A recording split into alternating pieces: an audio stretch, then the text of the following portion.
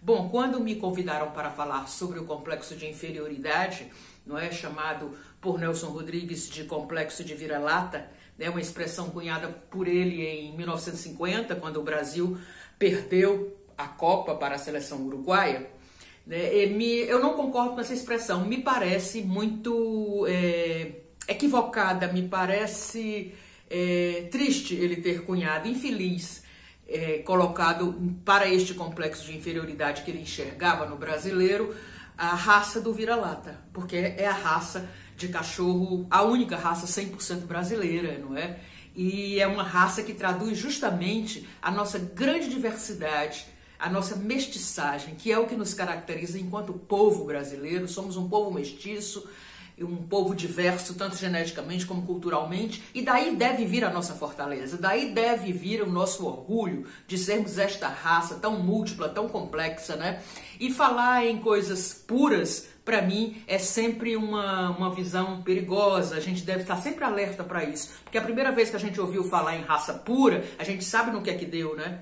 A gente sabe o que é que Hitler fez com essa história de haver um povo superior ao outro, né? Uma raça melhor do que a outra. Isso é sempre muito perigoso. Então essa expressão eu acho realmente uma expressão infeliz. Concordo com o professor Eduardo Gianetti, quando ele aponta isso em seu belo livro O Elogio do Vira-Lata e Outros Ensaios. Ele questiona justamente esta infeliz expressão cunhada pelo dramaturgo pernambucano.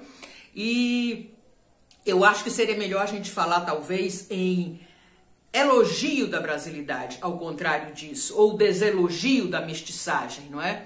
E isso pode ficar muito bem explícito, por exemplo, na questão que se refere ao Oscar brasileiro, né? Que até hoje as pessoas, a maioria, não reconhece que o Brasil ganhou um Oscar.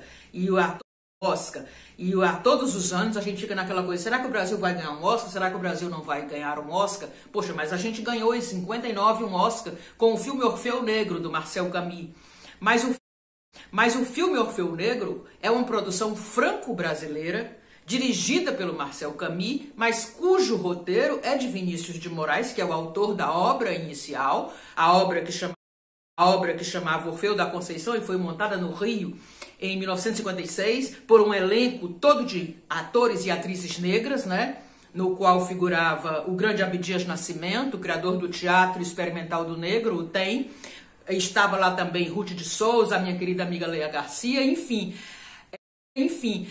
Essa obra foi vista pelo diretor Marcel Camus e alguns produtores, aliás, foi o produtor Sacha Gordini que viu o Orfeu e apresentou ao Marcel Camus, então eles ficaram loucos para levar a obra ao cinema, e Vinícius no início rechaçou, porque ele queria ver se conseguia a produção brasileira, ele queria uma obra completamente brasileira, mas não encontrou patrocínio para fazer a obra, e acabou então fazendo com os franceses, né? Então a obra está pronta, uma obra que o mundo inteiro conhece, está na internet, quem quiser assistir o Orfeu Negro, é um filme elogiadíssimo, né? O Vinícius não gostava muito do filme, mas é um filme elogiadíssimo, que tem o texto do Vinícius de Moraes, os diálogos são deles, né? O roteiro são dele, o roteiro é dele, do Marcel Camus, nós ganhamos o Oscar em 59, os atores, a maioria deles, do elenco é brasileiro, a música é brasileira, do Tom Jobim e do Luiz Bonfá, está aí e nós, né, a maioria dos brasileiros não reconhece que ganhamos um Oscar. Nós ganhamos sim um Oscar, né? Vinícius de Moraes é obra nossa, é amado e aplaudido no mundo, mas é brasileiro, autenticamente brasileiro, né? É o cara que dizia, é melhor ser alegre que ser triste, alegria é a melhor coisa que existe, é assim como a luz no coração. Eu poderia dizer, no lugar, substituir essa expressão do Nelson Rodrigues, que eu acho abominável, que eu nunca uso, porque realmente não faz jus ao cachorro vira-lata, que representa muito a nossa brasilidade, né? O Brasil profundo de que nos falava Euclides da Cunha.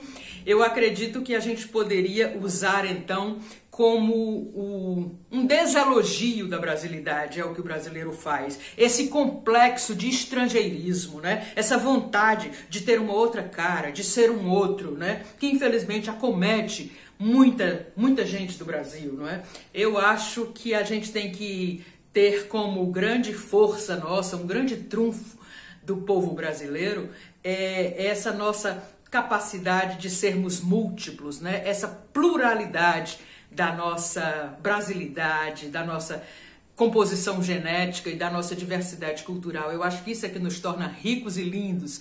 Então, usaria, ao invés disso, poderia se usar como o deselogio da mestiçagem, é o que o brasileiro muitas vezes faz, ou um complexo de estrangeirismo, ou ainda um incomplexo de Suassuna, que eu acho que todos devíamos ter.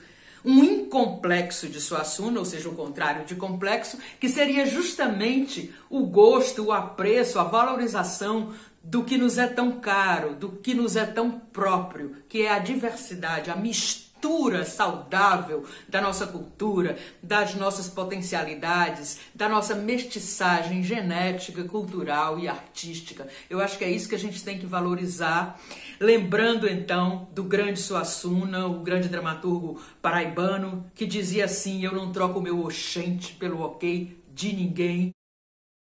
Eu acho que ele está certíssimo nisso. Os tropicalistas também, que mostraram que a nossa cultura é tão rica, tão ampla e tão forte que ela pode se misturar com a cultura estrangeira e continua ainda mais bonita, mais forte, mais potente. E lembrando mais uma vez Suassuna, que dizia assim: se os alemães não conhecem Guimarães Rosa, Euclides da Cunha e Machado de Assis, pior para os alemães. Então eu acho que é isso.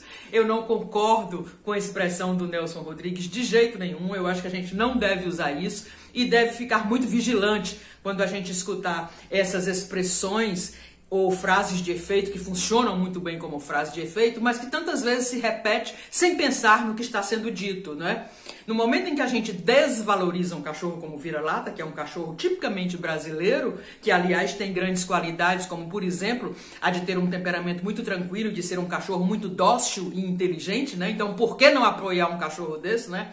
Por que não falar então em complexo de pitbull, né? Que é um cachorro inglês, porque se falou justamente num cachorro que traduz tão bem a nossa brasilidade. Então discordo dessa expressão e sugiro que as pessoas pensem, quando forem dizer qualquer dessas frases de efeito, que de repente se joga e pega como se fosse uma coisa bacana e legal e que realmente traduzisse a verdade. Defendo cada vez mais a nossa cultura brasileira. Eu acho que a gente não precisa de ter referências estrangeiras para nos sentirmos grandiosos. A gente tem um patrimônio imaterial, cultural e artístico enorme e que a gente precisa cada vez mais valorizar e aplaudir, porque é isso que faz da gente ser esta raça tão múltipla, tão diversa, tão bonita e tão aplaudida por todo mundo que está no exterior, nos olhando de lá como uma grande novidade do mundo, como por exemplo diz Caetano Veloso, né, que sempre diz isso, sempre fala que o Brasil é de onde podem surgir grandes coisas,